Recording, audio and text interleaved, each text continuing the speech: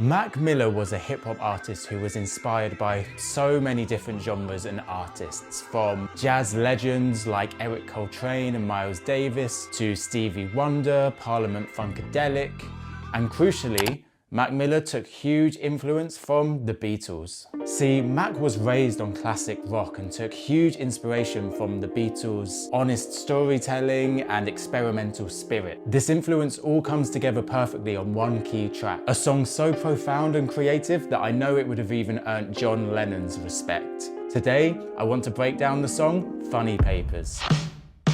Yeah, somebody died today. I saw his picture in the funny papers. Didn't think anybody died on a Friday.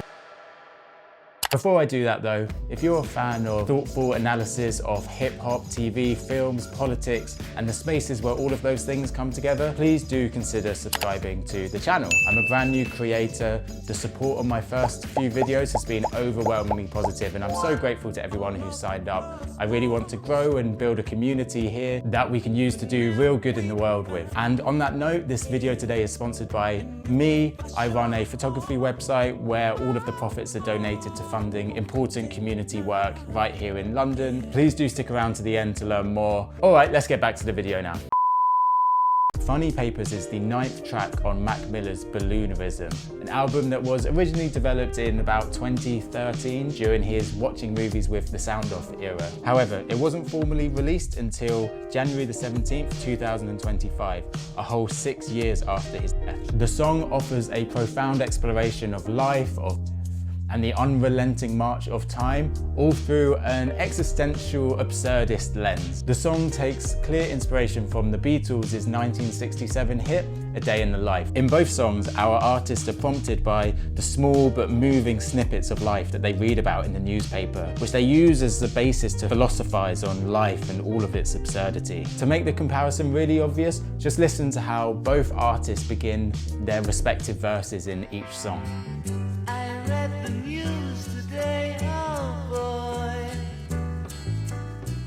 Somebody gave birth to a baby boy.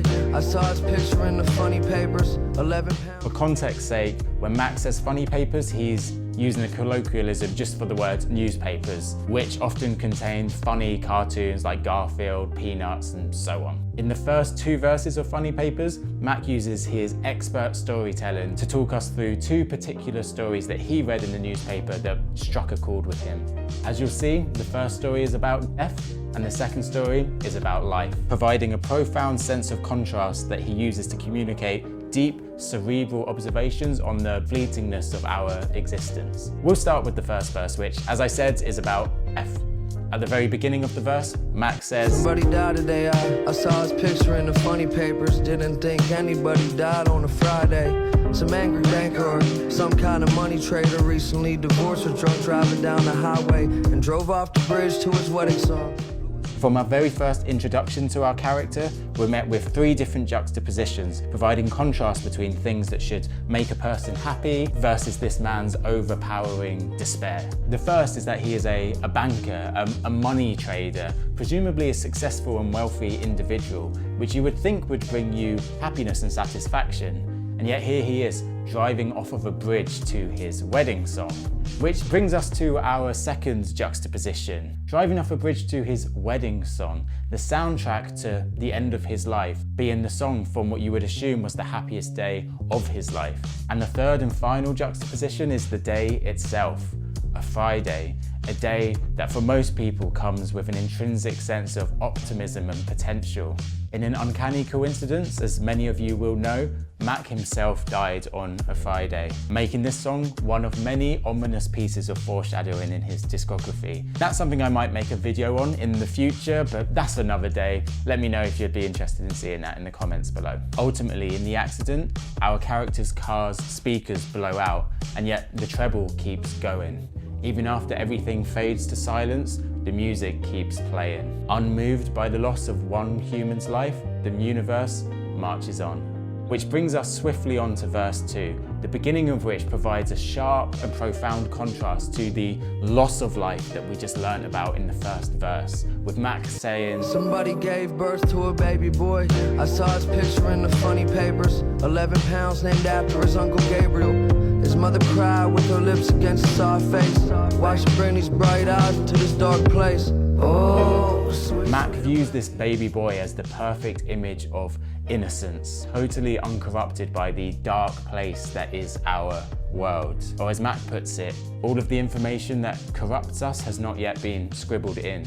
This can be directly contrasted with the angry banker of the first verse, who was almost entirely characterized in direct proximity to money, a common depiction of corruption in our art and our media. The perfect innocence of this child is accentuated further by its name, Gabriel, one of the Bible's most significant angels. After emphasizing this innocence at the beginning, the verse then takes us on a journey of this person's life, showing us exactly how this innocence is lost in a world where sin and trouble seem inevitable. Quickly, the decades pass and the brain begins to deteriorate, and we can hear this in the following lines. The mind go with age, don't surrender. By mistake, I misplaced all of my remembers. I love the cadence here with the internal rhyming of by mistake, I misplaced all of my remembers. And then the reappropriating of the verb remembers into a countable noun. In linguistics, this is called a functional shift. And whilst being a clever bit of lyricism, it actually serves to give this verse a playful and infantile feeling like something a kid would say, and ultimately reinforcing the theme of innocence that we started this verse off with. Ultimately, the verse ends with the lyrics, "Baby, there's a little vacation in the dresser. Take one for your memory and one for your temper."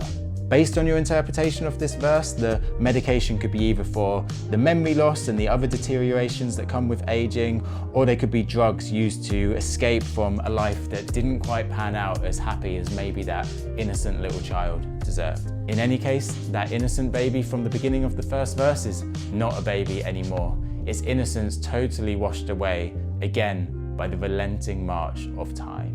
In the third verse, Mac turns the spotlight on himself, contextualizing his own brash existence within the parameters of this relentless and uncaring universe that he's introduced us to in this song. He frames himself in his early career as someone with a great platform, but who is evidently not mature enough to fully leverage its potential. He describes himself as gross and dirty, as always speaking out of turn, and ultimately as someone who is, quote, fucking up his own life. This is consistent with a lot of the criticism that Mac received in his early career, back when he was a frat rapper, before people started to really take him seriously. His parting message is one of existential absurdism, encouraging us to just embrace the random chaos of the universe that he's communicated to us so well on this song. Or as he puts it, just roll the dice, put 20 on midnight.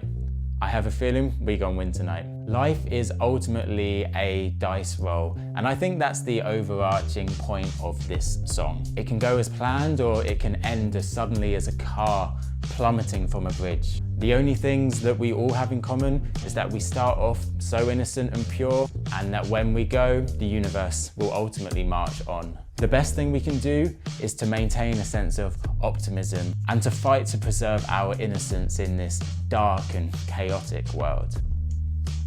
Thank you, Mac.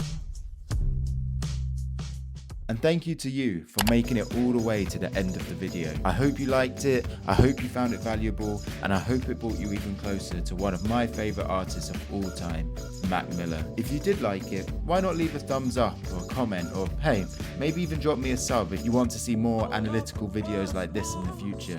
And hit the bell whilst you're there. I'm new to this YouTube thing, yet I can already see very clearly how much of a difference hitting the bell made, and I massively appreciate it. Anyway, I wanted to take the end of this video to plug my non-profit photography website. Outside of YouTube, I'm a photographer, specialising in long exposure cityscapes and street photography. I'll put some pictures on the screen now as examples. I always said that if I ever had a platform, I would want to use it for good, and I don't really have much of a platform yet, but I don't want to wait until I do to start doing good, so that's why I started this website. I make absolutely zero profits from this website. 100% of what I earn is donated directly to a community centre in East London that I have a personal history of volunteering at, and whose brilliant impact I have seen firsthand. I'm a huge advocate of youth work and community-based initiatives, and I always have been, and the profits I will make will be going towards a beautiful and important cause in this city. Beyond that, the prints look sick on your wall. My wall is actually full of them already, and I'm at a point where I have too many that I'm actually running out of wall space to put them on. So please check out shopbyben.org.uk. It's in the description. Let's help prop up the next generation together. Okay, thanks for watching. Take care, guys. I'll see you in the next one.